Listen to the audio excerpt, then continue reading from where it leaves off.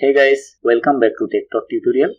আজকে আমরা Microsoft এক্সেলের if ফাংশনের কাজ শিখব। অনেকে মনে করেন এটা একটা খুব জটিল ফর্মুলা, বাট আজকের ভিডিওটি দেখলে আপনি বুঝতে পারবেন এটা খুবই দরকারি এবং খুব সহজ একটা ফর্মুলা। চলুন আমি আপনাদেরকে নিয়ে যাচ্ছি মাইক্রোসফট এক্সেল। শুরুতে আমি আপনাদেরকে এই ফর্মুলার স্ট্রাকচারটা দেখাবো। এই ফর্মুলাতে মোট 3টা আর্গুমেন্টের প্রয়োজন হয়। শুরুতে আপনাকে ইকুয়াল সাইন দেওয়ার পরে ইফ লিখে ফার্স্ট ব্র্যাকেট ওপেন করতে হবে। এরপরে প্রথম যে আর্গুমেন্টটা আপনি ব্যবহার করবেন সেটা হচ্ছে শর্ত বা লজিক। এরপর একটা কমা দিবেন, কমা দেওয়ার পর আপনাকে আরেকটা আর্গুমেন্ট দিতে হবে, সেটা হচ্ছে রেজাল্ট ফর ট্রু।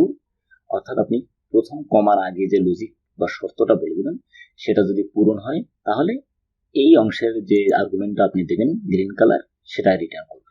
এরপর আরেকটা কমা দিয়ে যে আর্গুমেন্টটা হবে সেটা হচ্ছে রেজাল্ট ফর ফলস। অর্থাৎ এই শর্তটা যদি মিথ্যা হয় তাহলে যে রেজাল্টটা হবে সেটা আপনাকে থার্ড আর্গুমেন্টে দেখিয়ে দিতে হবে।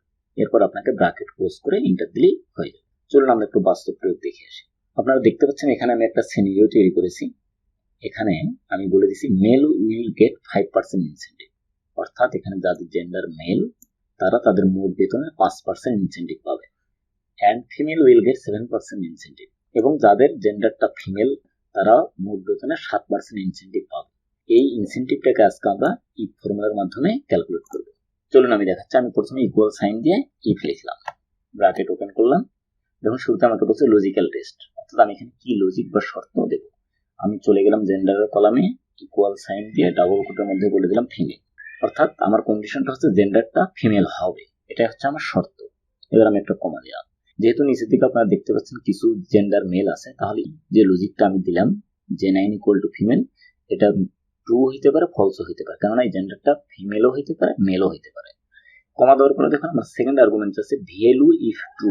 অর্থাৎ ভ্যালু যদি ফিমেল হয়, যে 9 এর মানটা যদি ফিমেল হয় তাহলে কি রেজাল্ট রিটার্ন করবে সেটা আমাকে এখানে বলতে হবে।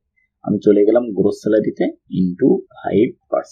তার মানে যদি জেন্ডারটা ফিমেল হয় অর্থাৎ এই কন্ডিশনটা সত্য হয় তাহলে গ্রোস স্যালারি 5% রিটার্ন করবে। এবার আমি কমা দিলাম। এবারে বলতেছে ভ্যালু ইফ ফলস। অর্থাৎ এটা যদি ফলস হয়, অর্থাৎ জেন্ডারটা যদি ফিমেল না হয়ে মেল হয় তখন কি হবে সেটার জন্য একইভাবে আমি গ্রোস স্যালারি দেখিয়ে দিলাম K9 ইন্টু 5%, ব্র্যাকেট ক্লোজ। আচ্ছা, এখানে আমার একটা মিস্টেক হয়ে গেছে, দুটো আমি 5% যে ফিমেলদের ক্ষেত্রে 7% হবে সিনারি অনুযায়ী। এবার আমি এন্টার দিলাম। এখানে 5,000 টাকা আছে ফিমেল, 5,000 7% বের করছে 350 টাকা। আবার এখানে 8,700 টাকা গ্রোস স্যালারি আছে, যেহেতু জেন্ডারটা মেল সেটা 5% ক্যালকুলেট করছে 435 টাকা। আজকে এটুকুই। আশা করছি আজকে এই টিউটোরিয়ালটা আপনাদের অনেক উপকারে আসবে। আমাদের টিউটোরিয়ালটা ভালো লাগলে অবশ্যই আমাদের চ্যানেলটিকে সাবস্ক্রাইব করবেন এবং বন্ধুদের সঙ্গে শেয়ার করবেন। পরবর্তীতে নতুন কোনো টিউটোরিয়ালে আবার কথা হবে। সে পর্যন্ত সবাই ভালো থাকবেন। আল্লাহ হাফেজ।